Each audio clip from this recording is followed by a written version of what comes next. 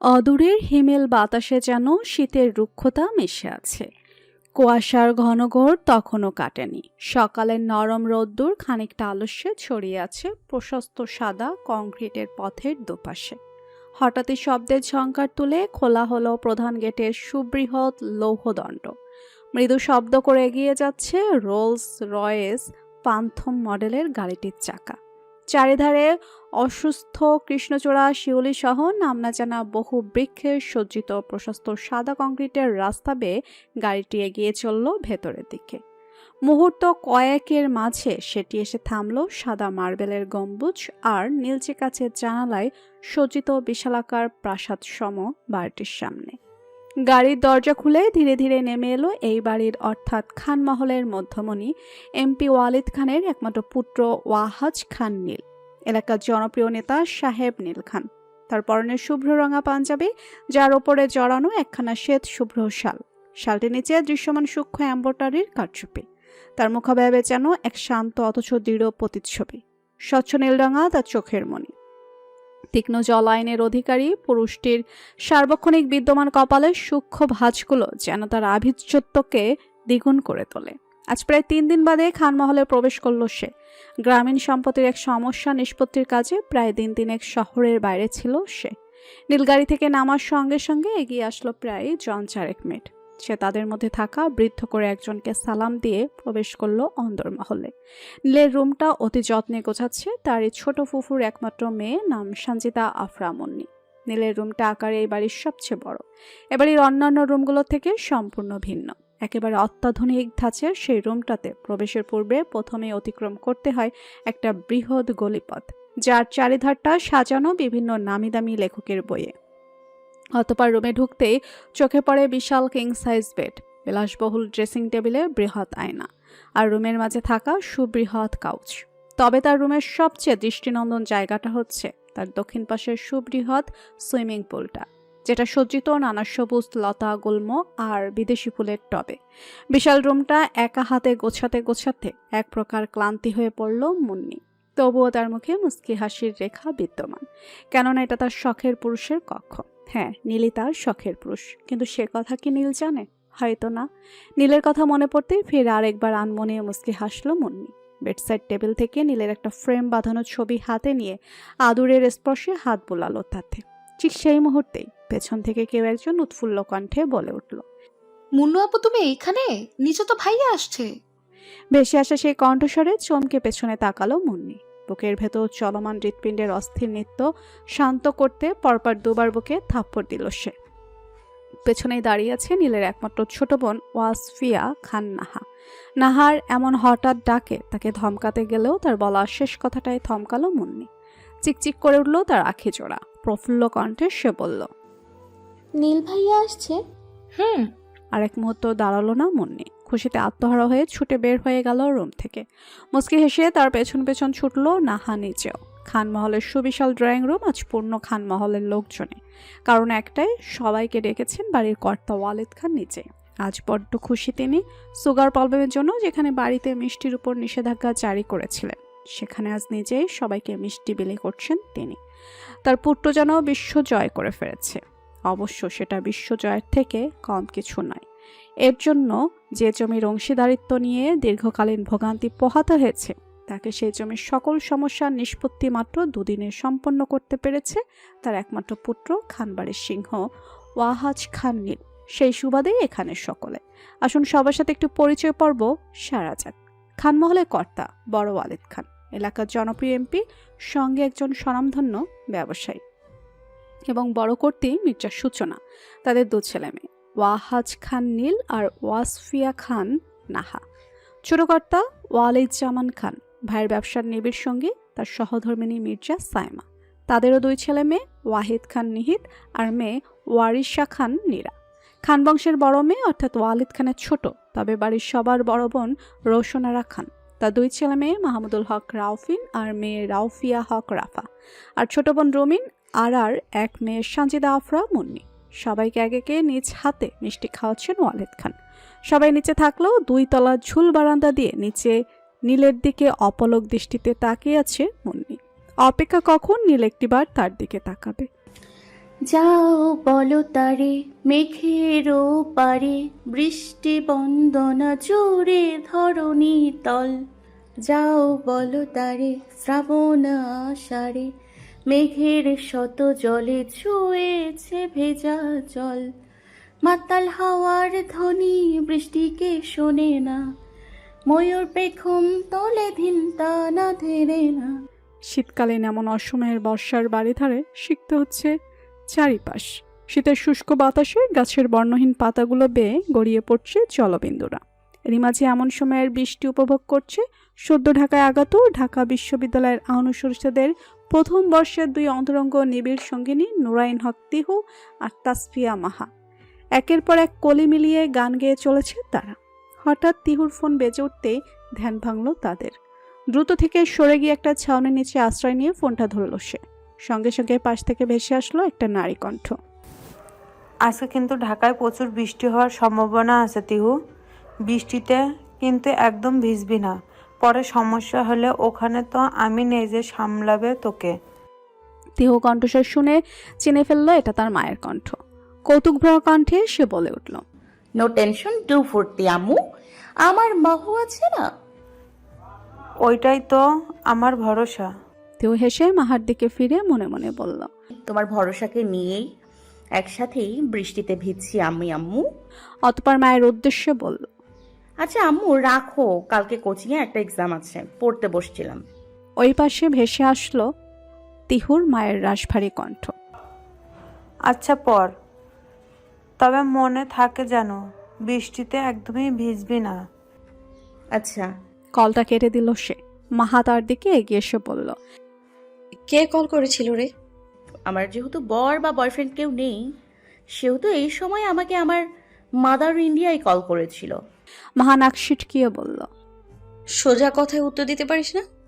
ল নিয়ে পড়তেছি মামু, এইটু তো ঘুরাই কথা বলতেই হবে। মাহা চোখ মুখ বিশ্রীভাবে সিটকিয়ে বলল, আই উইশ তুই কোনো একদিন ভালো হবি। তাহলে উইশটা পকেটে পুরে রাখো, কেননা আমি কোনো দিন ভালো হব না। হাতে থাকা গ্লাসটাতে ফলের রস নিয়ে গুটি গুটি পায়ে নীলের রুমে প্রবেশ করল মুন্নি। হাতে বিদ্যমান কাচের গ্লাসটা ঠকঠিয়ে কাঁপছে তার। সেটা কি শীতে, তীব্রতায়, নাকি নিজের মধ্যেকার ভীতচেতার দরুন জানা নেই মুন্নির।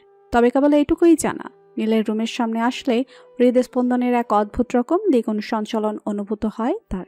রুমে ঢুকেই মুন্নি দেখতে পায় কোথাও নেই নীল, তবে বেশ ভালো করেই জানে নীল কোথায়। জুসের গ্লাসটা বেডসের টেবিলে রেখে গ্লাস কাভার দিয়ে সেটাকে ভালো করে ঢেকে অতপর পা বাড়ালো নীলের রুমের পূবের দিকের বিশাল ব্যালকনিটার উদ্দেশ্যে। এদিকে কক্ষে ঠিক পূব প্রান্ত, যেখান থেকে প্রতিদিন সকালে দৃশ্যমান হয় সূর্যোদয়ের রক্তিম আভা।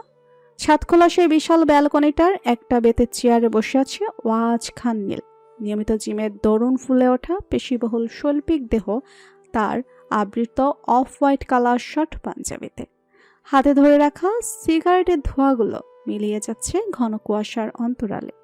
মনে বিমোহিত দৃষ্টিতে চেয়ে থাকলো তার পানে। এই পুরুষটার প্রত্যেকটা কার্যক্রমেই হৃদয়ে আনচান করে ওঠে তার। তাই তো সিগারেটের ধোঁয়া সহ্য করতে না পারলেও প্রতিদিনই সে মুখে ওড়না চাপা দিয়ে এভাবেই লুকিয়ে লুকিয়ে দেখে নিজের প্রিয় পুরুষটাকে। চোখ কি কপালে তুলে গাড়ি চালান? কানা লোক কোথাকারের।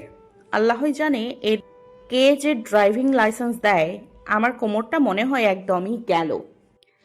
ক্ষিপ্ত বাঘিনী ন্যায় ছাঁচালো কণ্ঠে কথাগুলো এক নিঃশ্বাসে বলেই থামলো তিহু।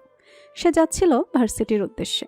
এমনিতে আজ ঘুম থেকে উঠতে বেশ দেরি হয়ে গিয়েছে তার উপর ভার্সিটি থেকে মিনিট 10 দূরত্বের একটা স্থানে ফাঁকা রাস্তা দেখে যখন অতি দ্রুত স্কুটি চালাতে ব্যস্ত সে, তৎক্ষণাৎ কোথা থেকে জানি এক বিশালাকার গাড়ি এসে ধাক্কা দিয়ে এক প্রকার উল্টে দিল তার স্কুটিটা।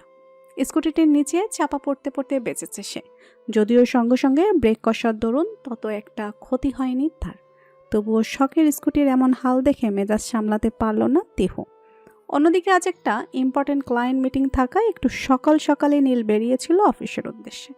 সাধারণত এই সময়টাতে এই প্রান্তের রাস্তাটা প্রায় জনমানবহীন থাকে, তাই ড্রাইভার আসিফ তত একটা খেয়াল না করে কোনো রকম সারা শব্দ ব্যতীত এই পথে গাড়ি অতি প্রসন্ন চিত্তে নিজের ইচ্ছামতো স্পিডে চালাচ্ছিল, যার দরুন এমন একটা অঘটন ঘটল।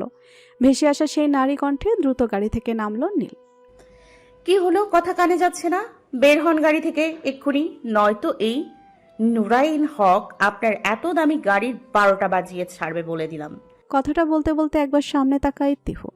পলকে নিঃশ্বাস আটকে আসে তার, যেন কোনো গ্রিক দেবতাকে হঠাৎ কোনো সাদা কালো ক্যানভাসে জীবন্ত করে তোলা হয়েছে। তার সামনে দাঁড়িয়ে আছে এক পুরুষ, উচ্চতায় প্রায় 6 ফুট, যার সুঠাম বলিষ্ঠ দেহ যেন শিল্পীর হাতে নিপুণভাবে গড়া। পুরুষটির পরনে শুভ্র শার্টের ওপর কালো ব্লেজার, একেবারে ফর্মাল গেট আপ, তবে তার চোখের কালো রোদ চশমাটা তাকে আরও বেশি ডমিনেটিং করে তুলছে। যাই হোক, তিহু কি দম্বার পাত্রী নাকি? হোক সে গ্রিক করে মতো দেখতে, অথবা স্বয়ং গ্রিক গড নিজেই, তিহুর কিছুই আসে যায় না। সে শুধু জানে এই লোকটা তার স্কুটির অবস্থা খারাপ করেছে। সে সামনে থাকা লোকটিকে কিছু বলার সুযোগ না দিয়েই দুকদম এগিয়ে এসে লোকটার চোখে চোখ রেখে বলল, আপনার কি চোখের সমস্যা আছে? আর সমস্যা যদি থেকেই থাকে তবে চোখের ডাক্তার দেখান। নিজের সমস্যা নিয়ে ঘুরে বেরিয়ে অন্য মানুষের সমস্যার কারণ হওয়ার কি মানে? নীল কিছু একটা বলতে যাবে, তার আগে তিহু আবার বলল, এই যে শুনুন মিস্টার, আমি খুব ভালো করেই জানি আপনি এখন কি বলবেন। যে সরি আর হবে না, ভুল হয়ে গিয়েছে, আমি দেখতে পাই নাই, এসবই তো। শুনুন মিস্টার কালা চশমা, আপনি আমার গাড়ির ক্ষতি করেছেন, তাই জরিমানা তো অবশ্যই দিতে হবে।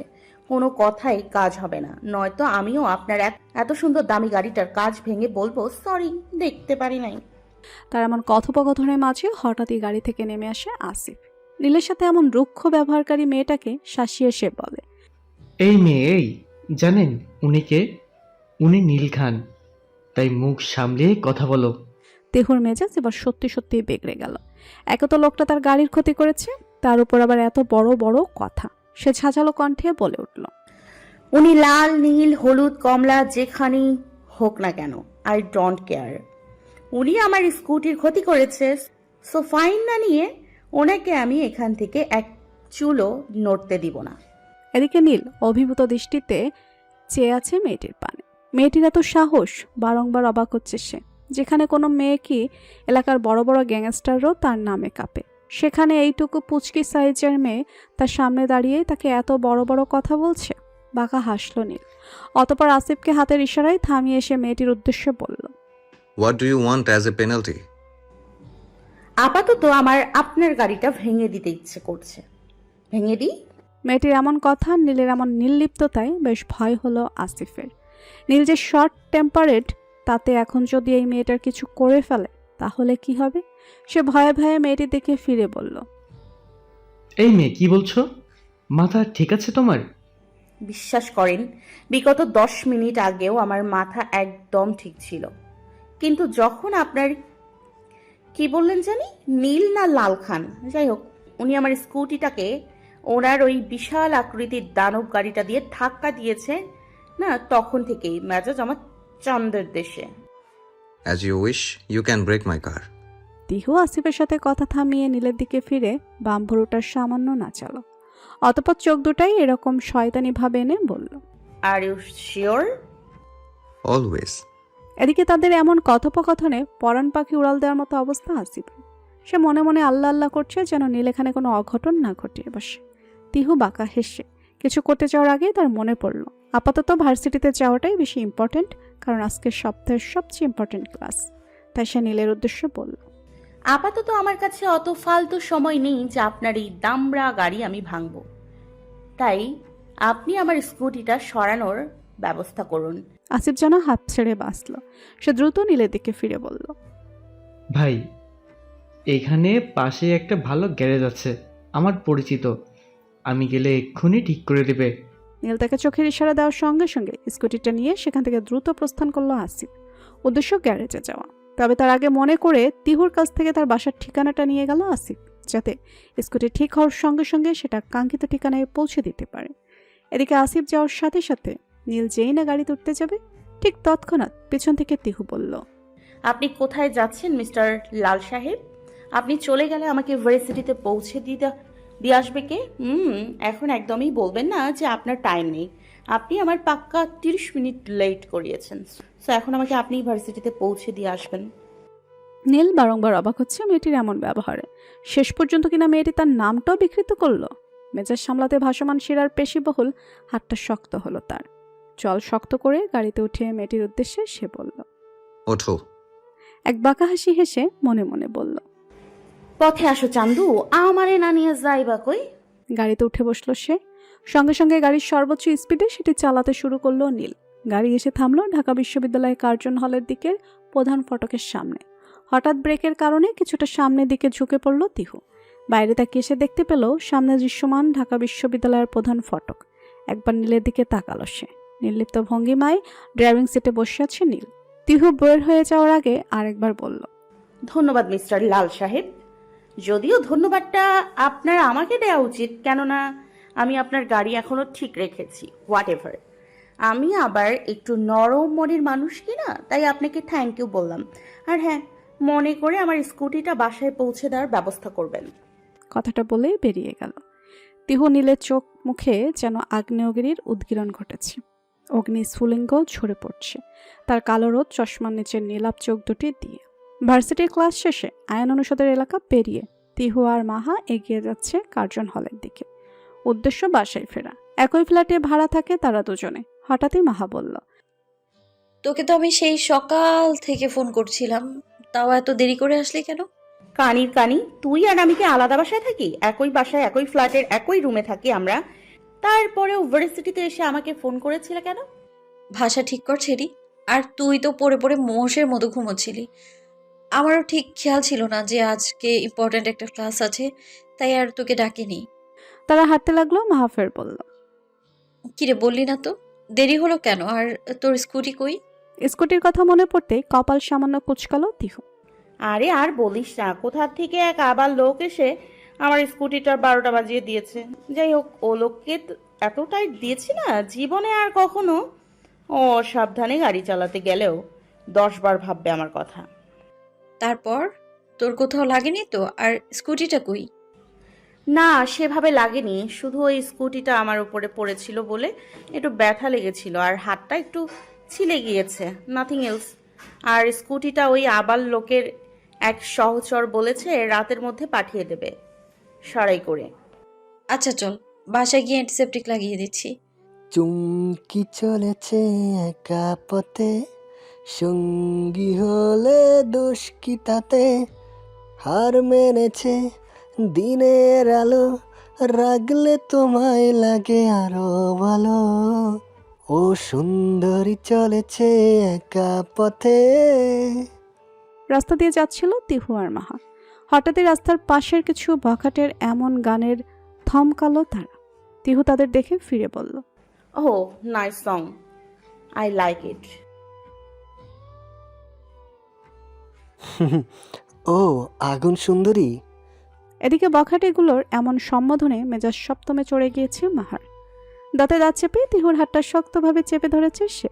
তিহু মাহার দিকে ফিরে চোখের ইশারায় বলল, কুল বেবি। অতঃপর বখাটেগুলোর দিকে এগিয়ে গেল সে। একটু অন্যরকম স্টাইলে হেসে বলল, I really like this song, but গানটা না শিল্পীর কণ্ঠে মানায়। রাস্তার পাশের কুকুরগুলোর ঘেউ ঘেউয়ে কানে যন্ত্রণা ব্যতীত আর কিছু হয় না। বখাটেগুলো তিহুর এমন ঠান্ডা মস্তিষ্কের অপমান মুহূর্তেই বুঝে ফেলল। তবে তাদেরকে লজ্জা পেতে আছে নাকি? নির্লজ্জ বেহায়ের দল বলল, তুমি কি আমাদের অপমান করার চেষ্টা করলে আগুন সুন্দরী? একদমই না, আমি তো সরাসরি অপমানই করলাম। যদিও কুকুরকে কুকুর বললে কুকুরের অসম্মান হয় কিনা আমার জানা নেই।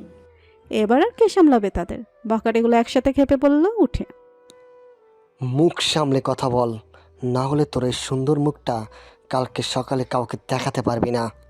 আরে যা শালা, আমার ছোটবেলার কুকুরের কামড়ানির ভ্যাকসিন দেওয়া আছে। অতি সভ্য মেয়ে ছিলাম তো। যাই হোক, তোদের মতো কুকুরকে যদি ভয় পেতাম না, তাহলে এই ঢাকা শহরে টিকতে পারতাম না। বখাটেগুলো তার দিকে তেড়ে আসতে গেলেই রাস্তার পাশে পড়ে থাকা একটা লাঠি নিয়ে তাদের মধ্যকাল লিডার টাইপ একটার মাথায় সজোরে আঘাত করল তিহু। বাদবাকি সবাই হতভম্ব হয়ে চেয়ে রইল। একটা ছেলে তার দিকে তেড়ে আসতে গেলে মাহা পাশ থেকে আরেকটা লাঠি নিয়ে সে ছেলেটার মাথায়ও দিল সজোরে এক বাড়ি। সঙ্গে সঙ্গে ব্যথায় কুকিয়ে নিচে পড়ে বসে পড়ল ছেলেটা। আঘাতপ্রাপ্ত স্থান থেকে রক্ত গড়িয়ে পড়ছে। রীতিমতো একটা রণক্ষেত্রে পরিণত হয়েছে স্থানটা। ঠিক তখনই সেখান দিয়ে যাচ্ছিল একটা পুলিশের জিপ। রাস্তার পাশে এমন মারামারি হতে দেখে থামল তারা। দুজন পুলিশ বের হয়ে এসে তিহু আর মাহাকে ধরতে যেতে তিহু বলে উঠল, আমাকে পরে ধরবেন ম্যাম, আগে আপনার ফোনটা দিন। আসলে আমার ফোনটা বাসায় থেকে গিয়েছে তো, শ্বশুর আব্বাজানকে একটা কল করব আর কি। পুলিশের কনস্টেবলটি অবাক দৃষ্টিতে তাকালো তিহুর দিকে, বলল, শ্বশুর মানে শ্বশুর? ও, না বললে আবার চিনবেন কি করে? এমপি ওয়ালিদ খানকে চেনেন? আমি ওনার একমাত্র ছেলের ফিয়ান্সি। সেও একটু জানুক তার এলাকাতেই তার ছেলের হবু বউ কিভাবে হ্যারাসমেন্টের শিকার হচ্ছে, যেখানে ফার্স্টে তাকেই উত্ত্যক্ত করা হয়েছে। কি হলো দিন! ওয়ালিদ খানের নাম শুনতে মহিলা কনস্টেবলটি দ্রুত জিপের মধ্যে বসে থাকা পুলিশ অফিসারের কাছে গিয়ে কি একটা জানি বলল। মুহূর্তেই সেখান থেকে নেমে আসলো অফিসারটি। তিহুর উদ্দেশ্যে সে বলল, মামা বাড়ির মোয়া পেয়েছো? বললেই হলো তুমি অলিদ খানের ছেলের বউ। আসলেও আব্বুর বুদ্ধি আছে বলতে হবে। তিনি তো চেয়েছিল যাতে তার ছেলের সাথে বিয়ের আগে কেউ আমাকে না চিনুক, আর ঠিক সেটাই হচ্ছে। বাই দ্য ওয়ে, আপনাদের যদি বিশ্বাস না হয় তাহলে ফোনটা আমাকে দিন না, আমি জাস্ট একটু ফোনই করব। কি জানি কি ভেবে অফিসারটি বলল, না না, উনি ব্যস্ত মানুষ, ওনাকে ফোন করে কেন জ্বালাতন করবা? ব্যাপারটা আমরাই সামনে নিচ্ছি। বলো তোমাদের কে কে ডিস্টার্ব করেছে? তিহু বকাটিগুলোর দিকে তাকিয়ে বলল। এরা সবাই। অফিসারটি তিহুকে আশ্বস্ত করে বলল, হ্যাঁ, ব্যাপার না মামুনি, তোমরা যাও, আমরা সামনে নিচ্ছি। ওকে যখন আব্বুর কাছে কল দিতে দিলেন না, তাহলে আপনারাই দেখে নিন ব্যাপারটা। আর খেয়াল রাখবেন ওরা একটাও যেন শাস্তি থেকে বঞ্চিত না হয়। অফিসারটি মাথা নাড়িয়ে জানালো। আচ্ছা।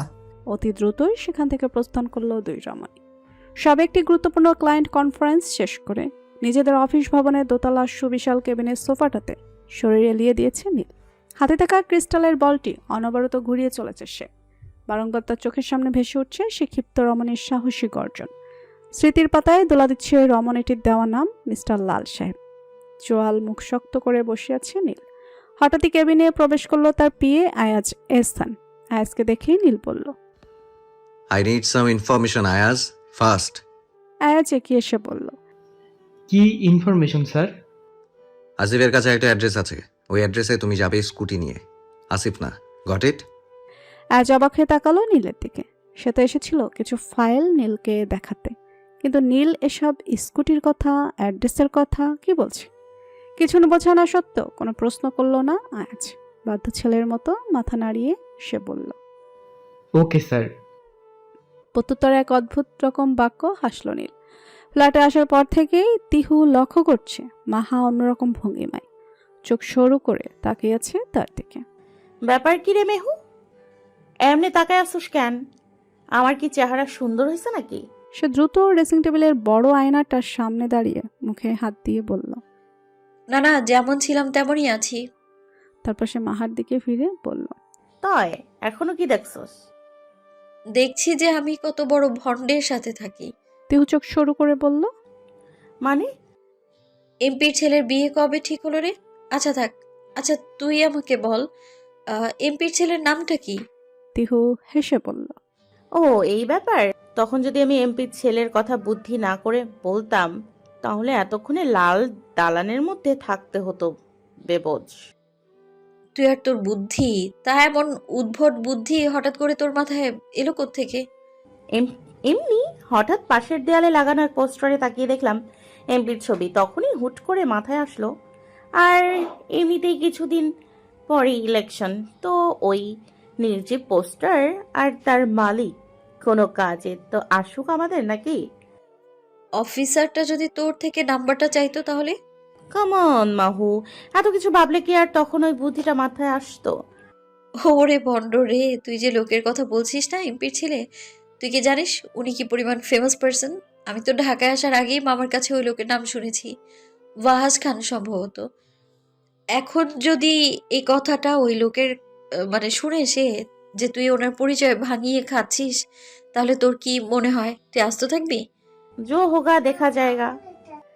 শীতের রিক্ততার প্রহরের সমাপ্তি অতি সন্নিকটে। পত্রহীন বৃক্ষ শাখাগুলিতে বসন্তের প্রথম বার্তা যেন কুড়ি হয়ে দেখা দিচ্ছে। গাছের ডালে কোকিলের আনাগোনা আর অলস মধ্যাহ্নে ভেসে আসা তার চাপা ডাক বসন্তের আগমনের বার্তাবাহক হিসেবে কাজ করছে।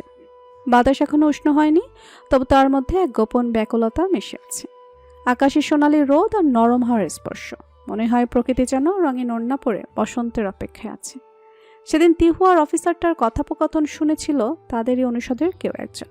ব্যাস, তারপর থেকেই পুরো আইন অনুষদ জুড়ে গুঞ্জন উঠেছে তিহু আর নীলকে নিয়ে। বেশিরভাগ সবাই তো এটা বিশ্বাস করে বসে আছে যে তিহু সত্যি সত্যি নীলের বাগদত্তা। তিহু প্রথম দিকে তত একটা গুরুত্ব না দিল, এখন বুঝতে পারছে ব্যাপারটা ঠিক কতদূর গড়িয়েছে। তবে এখন আর সবার ভ্রান্ত ধারণা ভাঙার সুযোগই তার নেই। ইতিমধ্যেই এমন ভুয়া পরিচয় কাজে লাগিয়ে বেশ সুযোগ সুবিধা ভোগ করেছে সে। সিনিয়রদের র্যাগিংয়ের হাত থেকে বাঁচার সঙ্গে সঙ্গে পাচ্ছে বেশ সম্মানও। আর কি লাগে? তাছাড়া একথা তো নীলের জানারও কোনো চান্স নেই, তাই বেশ শান্তিতেই আছে সে। কাল বাদে পরশু ভার্সিটিতে পহেলা ফাল্গুন উপলক্ষে একটা সাংস্কৃতিক অনুষ্ঠান আয়োজিত হয়েছে, আর সেখানকার উদ্বোধনী নৃত্যের দলে রয়েছে তিহু আর মাহা দুজনেই। ক্লাস শেষে ভার্সিটি ক্যাম্পাসের সবুজ চত্বরে বসে অনুষ্ঠান নিয়েই বিভিন্ন আলোচনা করছে তিহু। মাহার সঙ্গে জন কয়েক তাদের আরও কিছু বান্ধবীরা, ইমা, কায়া, নিদ্রা, রোজা সহ আরও অনেকে। হঠাৎই নিদ্রার ফোন বেজে ওঠায় সেখান থেকে উঠে গেল সে।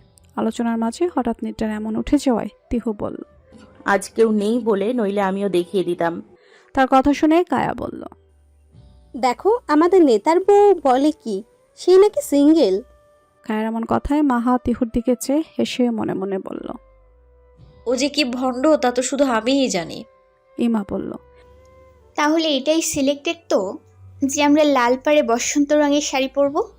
না, আমি তো ভাবতেছি সাদা বিধবাদের মতো শাড়ি পরে আসবো। পয়লা ফাল্গুনের দিন কেউ রঙিন শাড়ি পরে নাকি? তিহুর এমন কথায় হেসে উঠল উপস্থিত সকলে। তারা মাহার দিকে ফিরে বলল, মাহুরে, আসলে তোর ধৈর্য আছে। তিহু যে পরিমাণ খাটতারা, আল্লাহ ওকে এতদিন কেমনে যে তুই সহ্য করেছিস আল্লাহ জানে। এতে সহ্য করার কি আছে? তোরা যদি আবালের মতো প্রশ্ন করিস তাহলে সে দোষ কি আমার?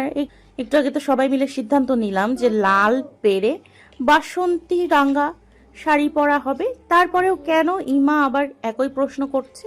নিদ্রা ফোনটা ধরতে ধরতে দ্রুত গেটের সামনে এসে দাঁড়ালো।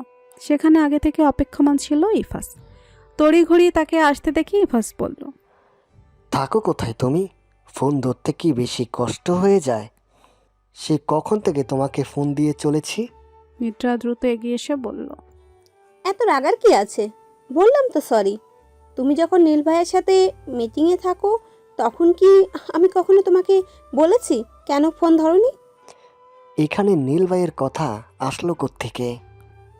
কোথা থেকে মানে? তুমি যেমন নীল ভাইয়ের সাথে মিটিংয়ে ব্যস্ত থাকো, আমিও তেমন তার ওয়াইফের সাথে, আই মিন তার পিয়ন্সির সাথে ভার্সিটির একটা ইম্পর্টেন্ট বিষয়ে আলোচনা করছিলাম। নিদ্রার এমন কথাই ইফাজ অবাক কণ্ঠে বলল, নীল ভাইয়ের পিয়ন্সি মানে? পিয়ন্সি মানে পিয়ন্সি? এমা, তুমি জানো না? নীল ভাইয়ের পিয়ন্সি তো আমার সাথেই পড়ে, একই ডিপার্টমেন্ট। ইফাজ পুরো কুচকে তাকালো নিদ্রার দিকে। যেখানে নীলের সঙ্গে সার্বক্ষণিক ওঠা বসা তার, সেখানে নীলের ফিয়ন্সির কথা সে জানে না, অথচ তার গার্লফ্রেন্ড জানে। কেমনে কি? তোমার মাথা ঠিক আছে তো? ভাইয়ের পিয়ন্সি কি করে আসবে? ভাইয়ের সাথে সার্বক্ষণিক থাকি আমি, ওয়ান কাইন্ড অফ ভাইয়ের ডাইন হাত আমি। সেখানে আমি কিছু জানি না, তুমি জানো? আহারে, নীল ভাইয়ের ডান হাত রে আমার। ডান হাত না, ছাতার মাথা তুমি। সব কিছুই জানো আর এটা জানো না? তিহুকে স্বয়ং এমপি সাহেব নিজে তার পরিচয় গোপন রাখতে বলেছেন। ইফাজ এবার সত্যি সত্যি কনফিউশনে পড়ে গেল। তাহলে কি নিদ্রার কথাই সত্যি? তাছাড়া সে তো নীল ভাইয়ের মায়ের কাছেও শুনেছিল একদিন হুট করেই তাদের সামনে নীল ভাইয়ের বউকে হাজির করবেন তিনি। তাহলে কি এটাই সেই মেয়েটা? সে দ্রুত নিদ্রার দিকে ফিরে বলল, কোথায় সেই মেয়েটা? নিদ্রা তৎক্ষণাৎ ক্যাম্পাসের মধ্যে থাকা একটা মেয়ের দিকে আঙুল তুলে দেখালো। ইফাস নিদ্রার আঙুল অনুসরণ করে সেদিকে দৃষ্টি মেলাতেই দেখতে পেল অনেকগুলো মেয়ের মাঝখানে বসে আছে একটা মেয়ে। পরনে off white colour Pakistani dress, হালকা লালচে চুলগুলো বাঁধনহারা, হালকা বাতাসে বিক্ষিপ্তভাবে উঠছে তারা। চুলগুলো মুখের উপরে এসে পড়ায় ভালোভাবে বোঝা যাচ্ছে না মেয়েটির মুখ। তবে ইফাত যতদূর বুঝলো মেয়েটির সৌন্দর্য নেহাতই কম নয়, যদিও তাকে বেশ ভালো করে দেখা যাচ্ছে না। তবুও লাবণ্যময় মেয়েটাকে একবার নিজেদের প্রিয় ভাইয়ের পাশে কল্পনা করলো সে। মাশাআল্লাহ, ভালোই মানিয়েছে তাদের। তবে ইফাস এখনও বিশ্বাস করতে পারছে না যে তাদের প্রিয় ভাই তাদেরকে কিছু না জানিয়েই পাত্রী ঠিক করে রেখেছে। ভার্সিটির ক্লাসের রিহার্সাল শেষ করে প্রধান সড়কের পাশের ফুটপাত ধরে গল্প করতে করতে যাচ্ছিল তিহু আর মাহা। হঠাৎই পেছন থেকে কেউ একজন তিহুর মাথায় এক গাঁটটা বসিয়ে দিল। হঠাৎ এমন আঘাতে মৃদু শব্দ করে পিছনে তাকালো সে।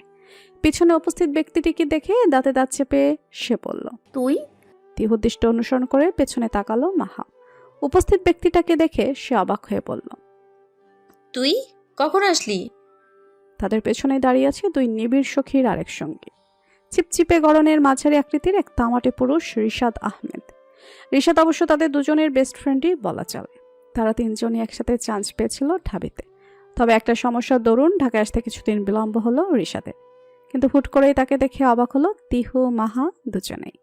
মাহার জবাবে রিশাদ কিছু বলার আগে তিহু বলল, কবে আসলো সে কথা না হয় পরে শুনবো, তার আগে বলতো আমার মাথায় মারলি কেন?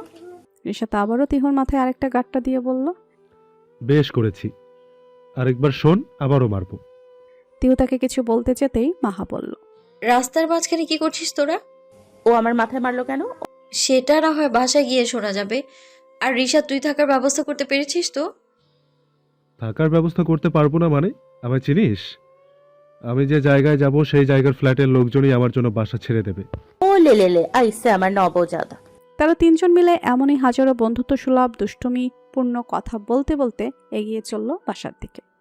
হঠাৎই রিশাদ তিহুকে বলল, বান্ধবী, বইলা ফেল, কান খোলাই আছে। শুনলাম তোরা নাকি ঢাকা শহরে এসে গুন্ডামি শুরু করেছিস। One kind of. মাহা নাকি একটার মাথা ফাটিয়ে দিয়েছে। আমাদের জায়গায় তুই যদি থাকতিস না, তাইলে এই জায়গায় বেড়া বাস্ত কিনা সন্দেহ। সেটা ঠিক, কিন্তু তুই আমাকে এটা বল, তোর নাকি এলাকার এমপি ছেলের সাথে বিয়ে ঠিক হয়েছে? কথাটা বলেই হেসে দিল রিশাদ। তা দেখে তিহু বলল, ওই দিন যদি ওই ব্যাটার কথা না বলতাম না, তাহলে এতক্ষণ আর বাইরে থাকতে পারতাম না, সোজা লাল দালানে। তাই বলে সরাসরি নেতার বউ? তোকে এত কথা কে বললো রে?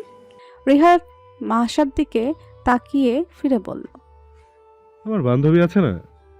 ও আইসি তাই বল। ও তা তুই কি তোর বান্ধবীকে ভালো বললি? আমি মারলেও ওই লোকের লেগেছে কি লাগেনি জানি না, কিন্তু ওই বেটি তো সরাসরি মাথায় ফাটাই দিয়েছে। ওই বেড়ার কপাল ভালো যে ওখানে পুলিশ চলে এসেছিল, না হলে ওর যে আরো কি কি ফাটাতাম, গড নোস। এই না হলে আমার বেস্টি। চালিয়ে যাও বেবি, আমি তোমার সাথে আছি। আইএস ভাই, ঘড়ির কাঁটায় রাত 12টা চলমান। শীতের নিস্তব্ধ এক গভীর রজনী। আয়াজ এহসান এসেছে নীলের কাছে। প্রায়শই রাতে দলীয় সদস্যদের সাথে ছোটখাটো একটা আলোচনা সভা করার অভ্যাস আছে নীলের। আজকেও ঠিক তেমনি একটা ছোটখাটো মিলনায়তন থাকায় সেখানেই যাচ্ছিল সে। হঠাৎই নিস্তব্ধতার মাঝে এক মেয়েলি রিনরিনে কণ্ঠে থমকালো তার পদচারণা। কণ্ঠটা তার অতি পরিচিত ঠেকল। চমকে পেছন ফিরল সে। তার পেছনে দাঁড়িয়েছে নীল স্কার্ট আর অফ হোয়াইট টপসে আবৃত এক অষ্টাদশী কন্যা। ঝাড়বাতির স্বচ্ছ আলোয় তার সুশ্রী মুখাবয়ব স্পষ্ট। মুহূর্তেই তাকে চিনে ফেলল আয়াজ। মেয়েটি আর কেউ নাই, তাদের প্রিয় নেতা ওয়াহাজ খান নীলের একমাত্র ছোট বোন অসফিয়া খান নাহা। তাকে দেখে আয়াজ অপ্রস্তুত হেসে বলল, কিছু বলবে না? হ্যাঁ বলো।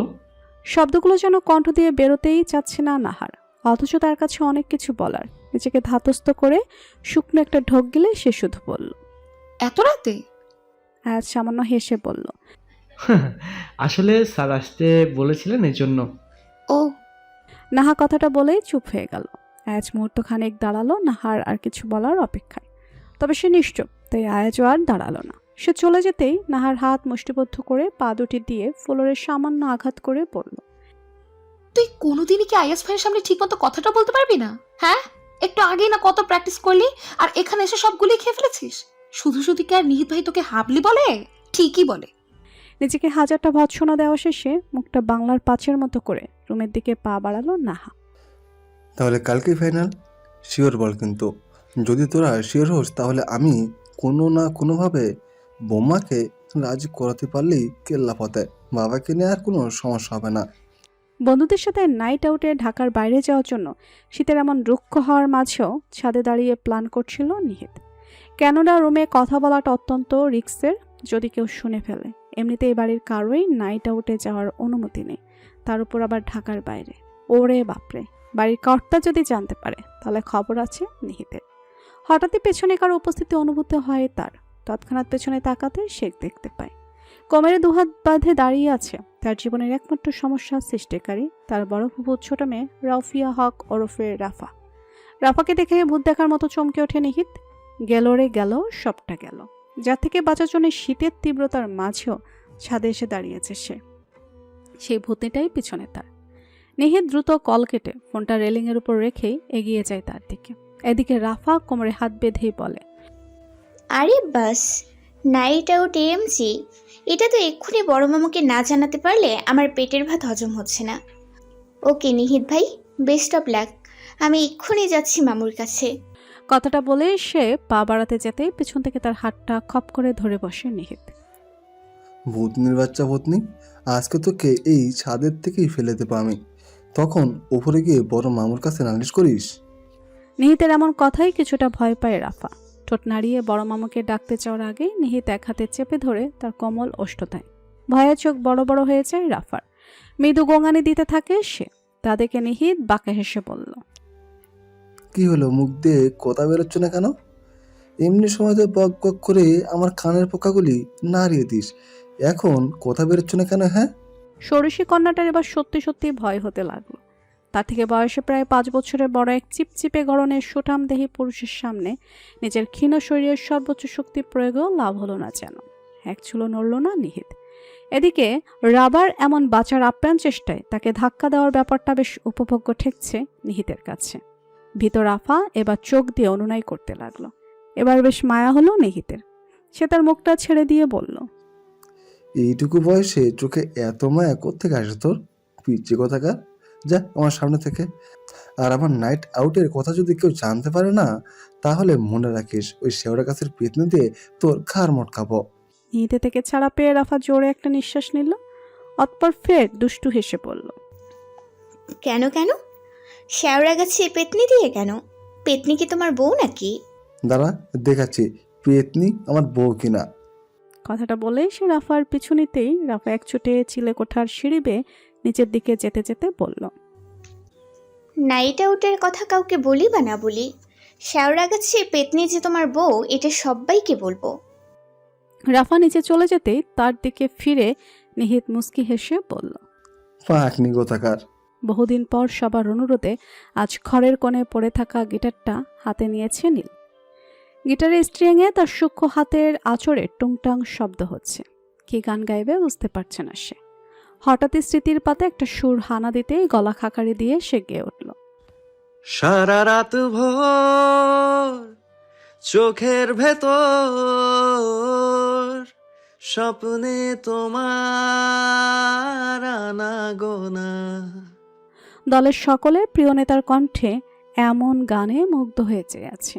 নীল এবার বেশি জোরে গিটার বাজিয়ে গিয়ে উঠল, নেমে আসে ভোর থাকি তবু ঘোর, হাওয়ায় হাওয়ায় জানা শোনা। নীলের কণ্ঠস্বর যেন মিলিয়ে গেল নিস্তব্ধ সেই নিশীথের হিমেল হাওয়ার মাঝে। আহাদ, ইনান, ফরহাদ সহ উপস্থিত সকলে একসাথে বলে উঠল, ও ভাই, আপনার যে কণ্ঠ না। হালকা হাসল নীল। ঠিক তখনই ইফাজ বলল, ভাই, গানটা কি আমাদের ভাবিকে ডেডিকেট করে গাইলেন? তৎক্ষণাৎ কুচকে গেল প্রিয় নেতার নীল মণিযুক্ত চোখের ওপরে থাকা কৃষ্ণকালো ভ্রুদয়। তবে সে কিছু বলার আগে উপস্থিত সকলে অবাক হয়ে বলল, ভাবি মানে? সেটা না হয় ভাইয়ের কাছেই শুন। আমার কাছে শুনবে মানে? কি উল্টাপাল্টা কথা বলছিস? ভাই, এখন অন্তত মিথ্যে বলিয়েন না। আমি সবটা জানি। এমনিতে তো আমাদের অজান্তে ভাবিকে পছন্দ করে রাখছেন, তার উপরে কিনা আমার গার্লফ্রেন্ডেরই ডিপার্টমেন্টের। যাই হোক ভাই, আপনার সয়েজ আছে বলতে হবে। ভাবি কিন্তু মাশাল্লাহ। What rubbish, are you crazy? এই সব উল্টাপাল্টা কথা কে ঢুকায় তোদের মাথায়? ভাই, এখনো আপনি কিন্তু জানেন না, নিদ্র কিন্তু দাবিতে চান্স পেয়েছে, আর আইন অনুসারেই। আর এটা শুধু ও নয়, পুরো আইন অনুসারের সবাই জানে, শুধু আমাদেরই আপনি বললেন না। নীলের এবার সত্যি মেজাজ গরম হতে লাগলো। কি সব বলে যাচ্ছে ইফাজ তখন থেকে। তবে নীল কখনোই তৎক্ষণাৎ সিদ্ধান্ত নেয় না। সে খুবই স্থির ধীর সম্পন্ন পুরুষ। তবে সে বুঝতে পারছে না কেন কোনো মেয়ে তাকে নিয়ে এমন অদ্ভুত পরিচয় রটাবে। কিন্তু এখন সবার আগে জানার বিষয় মেয়েটিকে। তাই নীল ইফাতের দিকে ফিরে বলল, মেয়েটির নাম কি রে? ইফাত সহ উপস্থিত সকলের এবার সত্যি দ্বিধাদ্বন্দ্বে পড়ে গেল, কেননা সবারই নীলকে খুব ভালো করে চেনা। এমন অসময়ে হাসি ঠাট্টা করার মতো পুরুষ একদমই নয় সে। তবে মেয়েটিকে মিথ্যা বলছে? ইফাজ বহু কষ্টে মনে করার চেষ্টা করলো নির্দা তাকে কি নামে বলছিল। অবশেষে মনে পড়তেই সে নীলের দিকে চেয়ে বলল, ভাই পিউ বা এই টাইপ কিছু। কোথায় পড়ে বললি? ঢাকা বিশ্ববিদ্যালয় আইন অনুষদের প্রথম বর্ষে। নীল বাজ পাখির ন্যায় তীক্ষ্ণ দৃষ্টি মেলে বলল, ও আই সি। তাহলে তো এবার দেখতেই হচ্ছে কে সেই মহিষিনী যে আমার পরিচয় নিয়ে সবাইকে বোকা বানাচ্ছে। আকাশে আজ ফাল্গুনী আবির ছড়িয়ে পড়েছে। বাতাসে পলাশের গন্ধ আর মনের কোণে গোপন সুরের গুঞ্জন। ভোরের নরম আলোয় কুয়াশার উন্নাস সরে গিয়ে প্রকৃতির লাবণ্য বেরিয়ে এসেছে। শিমুলার পলাশের ডালে ডালে লাল রঙের আগুন লেগেছে। প্রকৃতি যেন তার পুরনো জীর্ণ বসন বদলে এক নতুন রঙে সেজেছে। কোকিলের কুহুতান আজ কর্ণকুহারে পৌঁছাচ্ছে আগমনের সুর হয়ে। পুরনো পাতা ঝরে গিয়ে নতুন পাতার দল মাথা তুলে দাঁড়িয়েছে। পত্রে পত্রে আজ নতুন প্রাণের বার্তা। আজ পহেলা ফাল্গুন। ফাগুনের রং লেগেছে সমগ্র ঢাকা জুড়ে। ঢাকা বিশ্ববিদ্যালয় প্রাঙ্গণে ধীরে ধীরে এসে থামল রোলস রয়েস প্যান্থম মডেলের কালো গাড়িটি। সেখান থেকে বেরিয়ে আসলো এলাকার জনপ্রিয় নেতা সাহেব ওয়াজ খান নীল। তার পরনে আজ গতানুগতিক শুভ্র পাঞ্জাবির পরিবর্তে নীল পাঞ্জাবির রঙিন ছটা, যা তার শৈল্পিক দেহে ছড়াচ্ছে এক অনন্য মুগ্ধতা। কতদিন যে পর এ বিশ্ববিদ্যালয় প্রাঙ্গণে সে পা রাখল তার ঠিক নেই। প্রতি অনুষ্ঠানে আমন্ত্রিত হয় তারা, তবে আসার সময় কই। বিশেষ অনুষ্ঠানে দিয়ে ব্যতীত কোথাও যাওয়া হয় না তার। কিন্তু আজকের এই আশাটার কারণ সম্পূর্ণ ভিন্ন। লোকচক্ষে তাদের প্রিয় নেতা এসেছে তাদেরই আমন্ত্রণে। তবে নীল জানে সে এসেছে শুধুমাত্র সেই মহিষিনীর খোঁজে। এজন্য এই আসার ব্যাপারে আগাম কোনো বার্তা সে পাঠায়নি। যদি তার আসার কথা জানতে পেরে সে মেয়েটাই না আসে। তাই এমনই হুট করে আজ হাজির হয়েছে সে এখানে। গাড়ি থেকে নেমে অতি সাধারণ লোকের মতোই সে হেঁটে প্রবেশ করছিল বিশ্ববিদ্যালয়ের বকুলতলার দিকে। আজ তার সাথে একটা বডিগার্ডও নেই। সম্পূর্ণ সাধারণ স্বাভাবিক একজনের মতো এসেছে সে। সে যখন প্রায় এগোচ্ছে ঠিক তখনই পেছন থেকে দ্রুত ছুটে আসা কারোর সাথে ধাক্কা লাগলো তার। নীল দ্রুত পেছন ঘুরে দেখল উচ্চতায় তার কাজ সময় এক রমণী, সুদীর্ঘ অক্ষি পল্লব বিশিষ্ট, ডাগর ডাগর চক্ষু মেলে চেয়ে আছে তার দিকে। রমণীটির সৌন্দর্য যেন সৌন্দর্যের সংজ্ঞাকেই বদলে দিচ্ছে, এতটাই আবেদনময়ী লাগছে তাকে। তবে নীলের মনে হচ্ছে সে আগেও কোথাও এই মেয়েটিকে দেখেছে। সে যখন তীক্ষ্ণ দৃষ্টিতে মেয়েটিকে বিশ্লেষণ করতে ব্যস্ত, ঠিক তখনই মেয়েটি বলে উঠল, sorry I am really sorry. আসলে আমি একটু তাড়াহুড়োই আছি তো, এজন্য আপনাকে দেখতে পাইনি। I am really sorry for that. কথাগুলো এক নিঃশ্বাসে বলে রেশমি চুড়ি আবৃত দুহাতে পরনের শাড়িটি উঁচু করেই সে দৌড় লাগালো বকুলতলার উদ্দেশ্যে। নীল তখনও চেয়ে আছে রমণীটির পানে তার ফর্সা দেহটা আবৃত লাল পেড়ে বাসন্তী রঙা শাড়িতে। তবে অতি আশ্চর্যের বিষয় হলো রমণীটির চুল। সুদীর্ঘ কেশরাচের অধিকারিণী সে। নীল আগে কখনো এত লম্বা চুল দেখেনি। খুব বড় জোর মুন্নির চুলগুলো, তাও তো কোমর সম। তবে রমণীটির চুল হাঁটু থেকেও 2 ইঞ্চি নিচ ছুঁয়েছে যেন। রমণীটি দৃষ্টির আড়ালে চলে যেতেই ধ্যান ভাঙল নীলের। এতক্ষণ এমন বোকা দৃষ্টি মেলে চেয়ে থাকার জন্য নিজেকে হাজারটা ভৎসনা জানালো সে। অতঃপর পা বাড়ালো বকুলতলার উদ্দেশ্যে। বকুলতলা প্রাঙ্গণ আজ যেন এক নতুন রূপে সেজে উঠেছে। পলাশের শিমুলের স্নিগ্ধ রং তার চারিধারে ছড়িয়ে আছে অপার্থিব মুগ্ধতা নিয়ে। গাছের শাখায় শাখায় নবকিশলয়ের উকিঝুঁকি। আর এই রঙের উৎসবে নবীন প্রাণেরা যেন এক অনির্বাচনীয় সুরে মেতেছে। সাধারণত পহেলা ফাল্গুন, পহেলা বৈশাখ এই ধরনের অনুষ্ঠানগুলো বকুলতলাতে আয়োজিত হয়। কোনো বিশেষ চমকালোভাবে নয়, তবে এক অনবদ্য সৌন্দর্যের ঝলকানি নিয়ে। প্রতিটা নবপ্রাণ জেগে ওঠে নবদিনের উচ্ছ্বাসে। আজও তার ব্যতিক্রম নয়। বকুলতলাতে আয়োজিত হয়েছে ফাল্গুন অনুষ্ঠানের, তবে একটু অন্যরকম আঙ্গিকে। উন্মুক্ত জনস্রোতের জন্য আসনের পাশাপাশি আসন সজ্জিত হয়েছে সকল শিক্ষকের জন্য। মঞ্চের ঠিক বিপরীত ধারে বসে আছে শিক্ষকবৃন্দ। কিছুক্ষণের মধ্যে শুরু হবে উদ্বোধনী নৃত্য। শিক্ষকদের সঙ্গে সঙ্গে ব্যাপক পুলকিত দৃষ্টি মেলে চেয়ে আছে উপস্থিত জনশ্রোতা। নীল এগিয়ে গেল ভার্সিটির প্রিন্সিপালের সাথে দেখা করার উদ্দেশ্যে। এদিকে নীলকে দেখে ব্যস্ত হয়ে পড়ল সকলে। নৃত্যশিল্পীরা তখনও রিহার্সেল রুমে। বাকি সকলে নীলকে দেখে এক প্রকার অবাক হয়ে ব্যস্ত হয়ে পড়েছে তার আসনের জন্য। নীল সবাইকে শান্ত করে উপস্থিত সাধারণ জনগণের মতোই একটা সাধারণ চেয়ারে বসল। উপস্থিত সকল ছাত্ররা তার পাশে এসে একজোট হয়ে দাঁড়িয়ে গেল। কেউ বা মুগ্ধ দৃষ্টিতে চেয়ে রইল তার পানে। এটাই তো তাদের নেতার বিশেষত্ব, যে কোনো জায়গায় যে কোনো মানুষের সাথে সহজেই মিশে যান তিনি। তবে বসার আগে সে প্রিন্সিপালের সাথে একান্তে কিছু একটা বলল।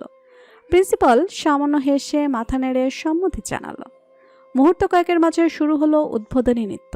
বেজে উঠল ফাল্গুনের এক অতি পরিচিত গান, ফাগুনেরও মোহনায় মিউজিক। ফাগুনেরও মোহনায় মনমাতনায় মহুয়ায় রঙিনী বেহুন নেশা কোন আকাশে নিয়ে যায়। ফাগুনেরও মোহনায় শুরু হলো এক ঝাঁক রমণীর এক অনবদ্য নৃত্য পরিবেশনা। সবাই মুগ্ধ দৃষ্টিতে তাকিয়ে আছে সেদিকে। তবে নীলের চোখ যেন আটকে গেছে এক রমণীর পানে। সকালের সে মেয়েটি না, হ্যাঁ সেই তো, মেয়েটা এত ভালো নাচ জানে, মাইন্ড ব্লোয়িং। নীলের দৃষ্টি যেন সরছেই না। হঠাৎই কোথা থেকে জানি একদল তরুণ তরুণী এসে তাদের সবার উপর রঙিন আবির ছড়িয়ে দিল। কেশবতী সেই মেয়েটির স্রোতসিনীর বিক্ষিপ্ত তরঙ্গের ন্যায় এক ঝাঁক কেশরাজি রঙিন হয়ে উঠল আবিরের রঙে। নীলের এক অদ্ভুত রকম অনুভূতি হলো মেয়েটিকে এই রূপে দেখে, যা আগে কখনো তার কঠোর হৃদয়ে দোলা দেয়নি। নাচ শেষে মঞ্চ থেকে নেমে তিহু নিজের বিক্ষিপ্ত কেশরাজিকে যখন বাঁধনে আনতে আর তার উপর ছড়িয়ে থাকা আবিরগুলো সরাতে ব্যস্ত, ঠিক তৎক্ষণাৎ ভার্সিটির একজন স্টাফ এসে বলল, তিহু, কিছু কিছু বলবেন আন্টি? মহিলাটি সামান্য হেসে বলল, তোমাকে প্রিন্সিপাল স্যার ডেকেছে। তিহু অবাক হয়ে বলল, আমাকে? তোমাকেই। তিহু বেশ অবাক হলো। প্রিন্সিপাল হঠাৎ তাকে কেন ডাকতে যাবে? আর আজকে তো যাই হোক, সে আর বেশি কথা না বাড়িয়ে সালমাকে বিদায় জানিয়ে এগিয়ে চলল প্রিন্সিপালের রুমের দিকে। প্রিন্সিপালের রুমের সামনে এসে সামান্য থমকালো সে। সেখানে এসি অন করা। শীত চলে গেছে ঠিকই, তবে এখন এসি চালাবার মতো ততটা গরম পড়েনি। গলা খাকারি দিয়ে মিহি কণ্ঠে দরজার অপর পাশ থেকে সে বলল, may I coming sir? Principal স্যারের রুমের ইজি চেয়ারটাতে উল্টো দিকে ফিরে বসে আছে কেউ একজন। সে উত্তর না দিয়ে বরং নিজের হাতের ইশারায় তিহুকে ভেতরে আসতে বলল। তিহু সামান্য বুড়ো কুচকে ভেতরে গেল। বেশ ঠান্ডা লাগছে তার। তবে রুমে কোথাও নেই প্রিন্সিপাল স্যার। সে একবার আশপাশটাকে ভালো করে তাকালো, কিন্তু কোথাও নেই তিনি। আর চেয়ারে বসে মানবটাও সে তখন থেকে উল্টো দিকে ফিরে বসে আছেন। তিহুর এবার মেজাজ খারাপ হতে শুরু করলো। কথা বলবে না তাহলে রেগেছে কেন? সে গমগমে কণ্ঠে কিছু বলার আগেই অপর পাশ থেকে একটা তীক্ষ্ণ কণ্ঠস্বর ভেসে আসলো। Introduce yourself. তিহু ভুরু কুচকে বলল। অপর পাশে থাকা আগন্তুকটি বলল, ইংরেজি বোঝো না? ওকে ফাইন, তোমার পরিচয় দাও। নাম কি তোমার? তিহুর মেজাজ এবার সত্যি সত্যি খারাপ হয়ে গেল। সে ইংরেজি কেন বুঝতে পারবে না? সে তো ওই লোকটার অহেতুক প্রশ্নে বলেছিল কি, কিন্তু এই লোকটাকে কৌশলে তাকে অপমান করলো। এমনিতেই ঠান্ডা হাওয়ায় শীত শীত করছে, তার ওপর এই লোকের এমন কথায় রাগে শরীর রিরি করে উঠল তার। দাঁতে দাঁত চেপে সে বলল, আমি কেন ইংরেজি বুঝতে যাব না? হ্যাঁ, I know English very well, কিন্তু আপনি এটা বলুন, আমি কেন আমার পরিচয় আপনাকে দিতে যাব? আগন্তুক লোকটি ফের থমথমে কণ্ঠে বলল, কারণ আমি জানতে চাই। তিহু মুখ বাঁকিয়ে তার কথা বিকৃত করে বলল, কারণ আমি জানতে চাই। আপনি জানতে চাইলেই কি আমার পরিচয় আপনাকে দিতে হবে? অফকোর্স। কেন? আপনি কে বে? তোমার ভুয়া জামাই বে। তিহু চমকে তাকালো। কণ্ঠে একরাশ বিস্ময় নিয়ে সে বলল, মানে? নীলিজি চেয়ারটা ঘুরিয়ে তিহুর দিকে ফিরতে ফিরতে বলল, মানে আমি এমপি ওয়ালিদ খানের একমাত্র ছেলে ওয়াহাজ খান নীল, যার ভুয়া বউ হিসেবে তুমি ইউনিভার্সিটিতে ত্রাস ছড়িয়ে বেড়াচ্ছ। Am I right? Neel Tihu একে অপরকে দেখে দুজনেই অবাক হলো। একজনেরও চিনতে বাকি রইল না অপরকে। সকালে হালকা মেকআপের দরুন নীল তিহুকে চিনতে না পারলেও এখন বেশ ভালো করেই চিনতে পেরেছে অসভ্য মেয়েটিকে। দুজনে একসঙ্গে বলল, আপনি? ইউ। নীল দ্রুত ইজি চেয়ারটা থেকে উঠে দাঁড়ালো। তিহু অবাক হয়ে বলল, আপনি Wahaj Khan? Just shut up you liar. সেদিন আমার সাথে ওরকম রাফ বিহেভ করেছো, আর আমার পরিচয় নিয়ে পুরো ভার্সিটিতে ত্রাস ছড়াচ্ছ। তিহু একটা শুকনো ঢোক গিলল। এবার কি হবে? মানে যার পরিচয় নিয়ে ও এতদিন বিভিন্ন সুযোগ সুবিধা ভোগ করেছে সেটা আর কেউ নেই। সেই লোকটাই যাকে সে আগের দিন যাচ্ছে না তাই করে কথা বলেছিল। তিহু চোখ বড় বড় করে মনে মনে বলল। তিহু রে, আজকে তুই শেষ। তারপর সে দ্রুত নীলের দিকে তাকিয়ে কোনো রকম পূর্বাভাস ছাড়া পেছন দিকে দৌড় দিতে গেলেই নীল খপ করে ধরে বসলো তার নরম কোমল হাতটা। তিহু অপর হাত দ্বারা নিজের শাড়ির আঁচল খামচে ধরে তীব্র বেগে চোখ দুটি খিচিয়ে বন্ধ করে নীলের দিকে ফিরল। তারপর বড় একটা শ্বাস নিয়ে এক নিঃশ্বাসে বলতে লাগলো, সরি, আসলে আমি বুঝতে পারিনি। আই রিয়েলি সফট দ্যাট আমি আর কখনো কোথাও মিথ্যে কথা বলবো না। প্লিজ এই ব্যাপারটা ভার্সিটি কাউকে জানাবেন না, একদম থাকবো না প্লিজ। আর সে আর কিছু বলতে গেলেই নীল তাকে থামিয়ে দিয়ে বলল, জাস্ট কিপ ইওর মাউথ শাট। যে প্রশ্ন করছি তার বাইরে একটাও কথা জানো না শুনি, আন্ডারস্ট্যান্ড? তিহু চোখ দুটো বন্ধ রেখেই বলল, আচ্ছা। নীল তার হাত ছেড়ে দিয়ে বলল, introduce yourself. At first tell me your name. Tihu এক নাগাড়ে বলতে লাগলো, আমার নাম নুরাইন হক তিহু, বাবা নওশাদ হক, মা তৈবা জামান, দাদা নুরুজ্জামান হক। সে আর কিছু বলতে যাবার আগে নীল তাকে থামিয়ে দিয়ে বলল, শাট আপ। আমি শুধু তোমার নাম জানতে চেয়েছি, তোমার 14 গোষ্ঠীর বায়োডাটা না। শুনেছেন তো আমার নাম, তাহলে এবার আমি যাই। শুনলাম। নুরাইন, ইন্টারেস্টিং, আই লাইক ইট। তাহলে এবার আমি যাই। নীল তার দিকে এগিয়ে আসতে আসতে বলল, যাবেই তো, কিন্তু আমার নামে যে মিথ্যা ঘটনা ঘটিয়েছো তার শাস্তির কি হবে? নীলের এমন কাছাকাছি এগিয়ে আসে ভীত দু কদম পিছিয়ে গেল, ভয়ে ভয়ে বলল, মানে? মানে? নীল এগোচ্ছে, ভীত তিহু পিছিয়ে চলেছে। হঠাৎই কংক্রিটের দেয়ালের সাথে সজোরে ধাক্কা লেগে তার পিঠে দারুণ ব্যথা লাগার দরুন তার গলাপে অধৈর্যরা কচি কিশলয়ের ন্যায় কেঁপে ওঠে। তবে নীল স্থির নেই, সে এগিয়েই চলেছে। হঠাৎ যখন তাদের মাঝে আর মাত্র কয়েক ইঞ্চির ব্যবধান, তখনই নীল ঝুঁকতে শুরু করলো। তিহু জোরে এক নিঃশ্বাস নিয়ে শ্বাস আটকে চোখ বন্ধ করে দাঁড়িয়ে থাকলো। কি করবে বুঝতে পারছে না সে। ভয়ার রুমে চলমান শীতলতায় শরীর আড়ষ্ট হয়ে আসছে তার। হঠাৎই নীল একদম ঝুঁকে তিহুর কানে কানে ফিসফিসিয়ে বলল, এর কি শাস্তি দেওয়া উচিত? Any idea? ত্রিহু দ্রুত বেগে মাথা নাড়িয়ে বলল, না। নীল বাঁকা হেসে বলল, বাট আই নো। তি জিজ্ঞাসা দৃষ্টিতে তাকালো তার দিকে। তা দেখে নীল আলতো হাতে তার চুলগুলো পেছনের দিকে ঠেলে দিয়ে মুখটা একেবারে তার কানের পেছনে নিয়ে গিয়ে বলল, মিথ্যাটাকে সত্যি করা। তিউ ফের জিজ্ঞাসা দৃষ্টিতে তাকালো নীলের দিকে। নীল আর কোনো কথা না বলে তাকে ছেড়ে বের হয়ে গেল রুম থেকে। তিউ তখনও তাকিয়েছে নীলের দিকে। লোকটা মাত্র কি বলল, যাই বলো তার কি, এখন শুধু তার এটা যেন প্রয়োজন লোকটা বাইরে তার মান সম্মানের 12টা বাজালো নাকি। তিউ দোতলার ব্যালকনি দিয়ে নিচে তাকালো না, নীল কিছুই করেনি। সে নিজের গাড়ি নিয়ে বের হচ্ছে ভার্সিটি ক্যাম্পাস থেকে। তিউ স্বস্তির নিঃশ্বাস ছাড়ল, কিন্তু হঠাৎই তার মনে পড়ল লোকটির বলা শেষ কথাটা, মিথ্যাটাকে সত্যি করা। মানে কি? ফের চিন্তা রাজ্যে পাড়ি জমালো তিহু। খানমহলের সকালটা আজ একদম অন্যরকম। ছুটির এই দিনে সকালের খাওয়া দাওয়া শেষে বাড়ির সব কর্তারা ড্রয়িং রুমে যেন এক ছোটোখাটো আলোচনা সভা বসিয়েছেন, আর বাড়ির কর্তীরা এদিকে মেতেছেন গল্পে। হঠাৎ বাড়ির ছোট কর্তী অর্থাৎ ওয়ালিজামান খানের সহধর্মিনী তার বড় যা, আবার তারই বড় বোন অর্থাৎ ওয়ালিদ খানের সহধর্মিনীর উদ্দেশ্যে বললেন, আপা, আমাদের নীল তো বড় হলো, ওর ব্যাপারে কি ভাবছিস?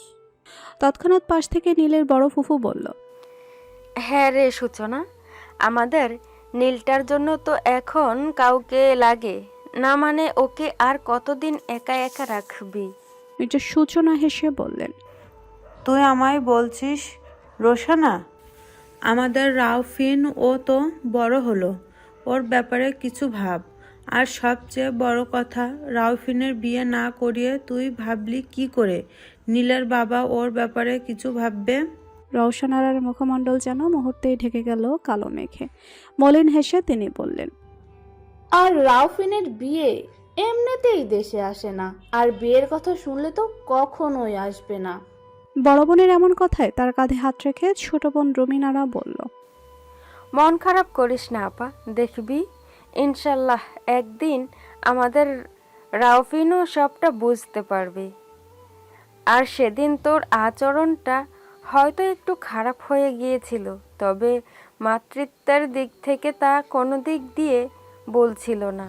হয়তো তোর জায়গায় আমরা থাকলে আমরাও একই কাজ করতাম। একটা দীর্ঘ নিঃশ্বাস বেরিয়ে এলো রওশনারা বুক চিরে। মলিন হেসে সে বলল, কিন্তু সেটা আমি ওকে কিভাবে বোঝাবো বল? সেদিনের পর থেকে না তো আমার সাথে ভালো করে কথা বলেছে, না তো আমাকে কথা বলার সুযোগ দিয়েছে। রোশানা, একটা কথা বলি, কিছু মনে করিস না, তবে সত্যি বলতে কি, ওর বয়সটাও ওই রকম ছিল। তবে তুই সেদিন ওকে ওভাবে না বলে একটু বোঝাতে পারতি।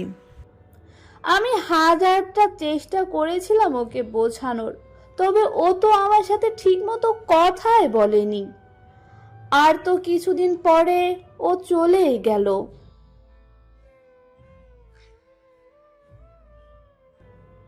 ও প্রয়োজনের ব্যতীত আমার সাথে কথাটাও বলে না।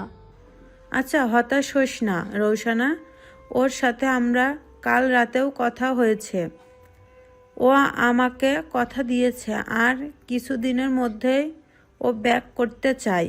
তবে এ কথাটা বলা বারণ ছিল বলে আমি তোদের বলিনি।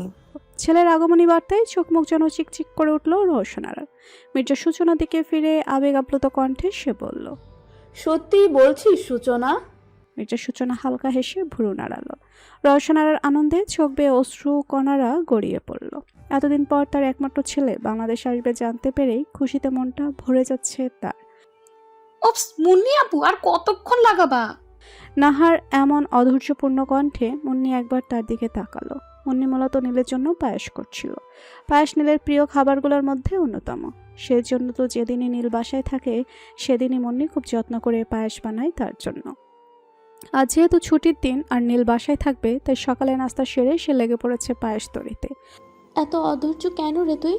বলছি তো হয়ে গিয়েছে, জাস্ট চিনিটা দিলেই শেষ। আরে দ্রুত করো, দেখো আমার নেল পলিশটা খারাপ হয়ে গিয়েছে, এখন কি আবার লাগাবো? তো তুই জানা, কে বারণ করেছে? তোমাকে কতবার বলবো আমার চুলে আজকে স্পেশাল হেয়ার প্যাকটা লাগিয়ে দিবা, ভুলে গেলে আজকে শুক্রবার। মনি পায়েসে 1 চামচ চিনি দিতে দিতে নাহারের দিকে ফিরে সামান্য সন্ধিহান দৃষ্টিতে তাকিয়ে বলল, ব্যাপার কি রে নাহা? নিজের ব্যাপারে এত বেশি যত্নশীল কবে থেকে হলি? না মানে আগে তো কখনো মাথায় হেয়ার প্যাক দেওয়া তো দূর, চুলগুলোও আঁচড়াতিস না, আজকে হঠাৎ? ও মা, এতে অবাক হওয়ার কি আছে? আগে ভালো লাগতো না তাই করতাম না। তার মানে এখন ভালো লাগে বলছিস? কার জন্য রে নিজেকে সাজাতে এতটা ব্যস্ত হয়ে পড়েছিস? হঠাৎই নাহার সামনে ভেসে উঠল আয়াজের মুখটা। লজ্জায় লাল বর্ণ ধারণ করলো তার ফর্সা মুখশ্রী। তা দেখে মুন্নি দ্রুত পায়েসটা ঢেকে তার পাশে এসে দাঁড়িয়ে বলল, কি ব্যাপার, তুই হঠাৎ ব্লাশ করতে শুরু করলি কেন? এরকমটা তো আমার হয় যখন আমি নীল ভাইয়ের কথা মনে করি। তা তোর কি কেউ আছে নাকি আমার নীল ভাইয়ের মতো? নীলের ব্যাপারে মুন্নির মনের কথাগুলো এ বাড়িতে একমাত্র নাহারই জানে। তাই তো মুন্নির এমন কথায় সে অনেক দূরে সরে গিয়ে বলল, ধুর, কি যে বলো না, আমার আবার কে থাকবে? হ্যাঁ, কতজন থাকতে পারে? সবে সবে অষ্টাদশী হলে মনে কত রং লাগে, কত বসন্তের কোকিল গান গায়। না গো, আমার মনে রং লাগে না, আর বসন্তও আসে না, আর না তো কোকিল গান গায়। কথাটা বলে সে কিচেন থেকে বের হয়ে গেল। মনি পেছন থেকে হেসে তাকে ডেকে বলল, কি রে, পালাচ্ছিস কেন? নাহার পেছনে না ঘুরে দোতলা সিঁড়ি বেয়ে উঠে যেতে যেতে বলল, আমার গরম লাগছে, রুমে গেলাম। সত্য কথা বললে যে এই ঠান্ডার ভেতর গরম লাগে, সেটা তো আমার আগে জানা ছিল না। বাই দ্য ওয়ে, তুই রুমে গিয়ে বসতে লাগ, আমি 2 মিনিটে নীল ভাইকে পায়েসটা দিয়ে আসছি।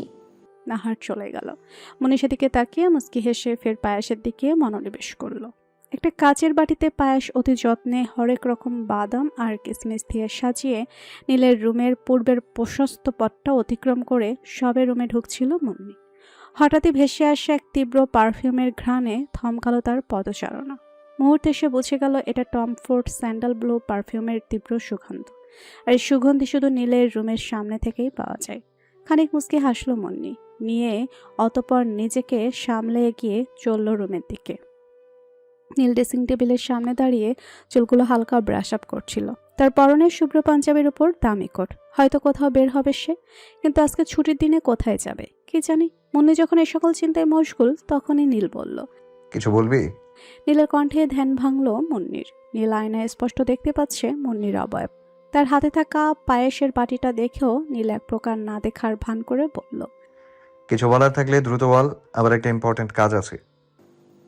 আসলে নীল ভাই, তোমাকে পায়েসটা দিতে এসেছিলাম, যদি একটু খেয়ে বলতে। নীল মুন্নির দিকে ঘুরে বলল,